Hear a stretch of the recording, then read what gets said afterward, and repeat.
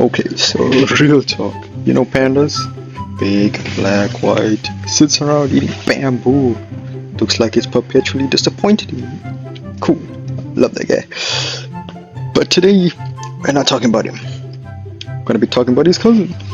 Showed up to the family reunion looking like a fox had a baby with a raccoon.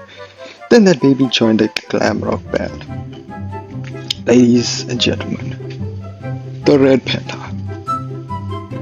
Fun fact, they're actually not pandas. Plot twists right out the gate. Red pandas aren't closely related to giant pandas at all. They're not even in the same bear family. They're in their own family, Olutridae, which is science speak for we genuinely could not figure out where to put this little guy, so he gets his own folder. Closet living relatives, raccoons, weasels, skunks. So basically, the red panda is a raccoon that got really into fashion. Yeah, they were actually called pandas first. The red panda had the name Panda before the giant panda. Then the giant panda rolled up. Decades later, way bigger, way more famous, and just stole it. Just like that. Classic older sibling energy. Giant panda is out here living in a stolen identity and everybody forgot. Red pandas out here like I had this name first and nobody's listening. They basically live on bamboo and it's terrible. Even though they're built like a carnivore, sharp teeth, predator digestive system, red pandas eat mostly bamboo. Problem is their guts are terrible at digesting. They only absorb like a quarter of the nutrients they eat, so their solution is to constantly eat bamboo. We're talking up to 20,000 bamboo leaves a day. Imagine being handed a salad that barely feeds you, and the only way to fix is to eat 20,000 more salads. That's a red panda's entire Tuesday. Their tails are also basically built in, so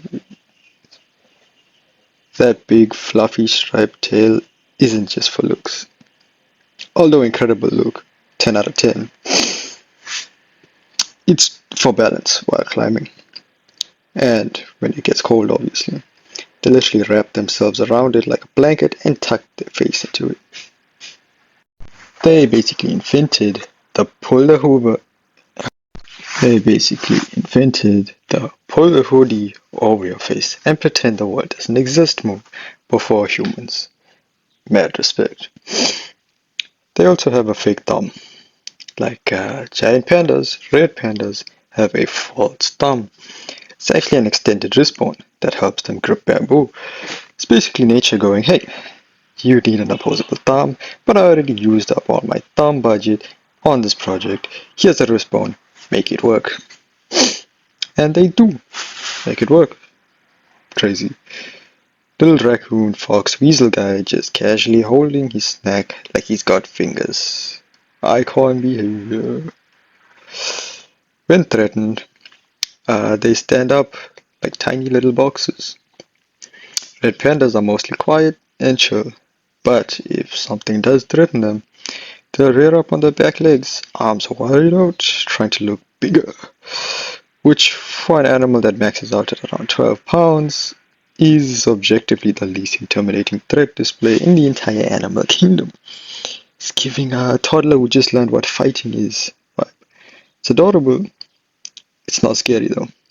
I would still say, good job, buddy, and back away slowly. Red pandas are also extremely endangered because of habitat loss. Okay, quick tone shift, but it matters. So, red pandas are gravely endangered in the wild, mostly due to deforestation and habitat loss in the Himalayan regions they call home. Fewer than 10,000 are estimated to be left in the world. So yeah, they're funny, they're weird. They're basically a cryptid raccoon in a fox costume, but they also need our help to stick around. So that's the red panda.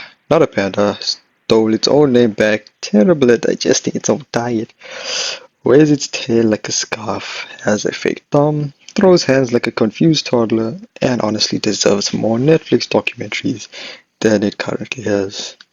If you learned something or just want to stare at more pictures of this little weasel, raccoon, fox, goblin, smash that like button, subscribe, and I'll see you in the next Animal Facts videos.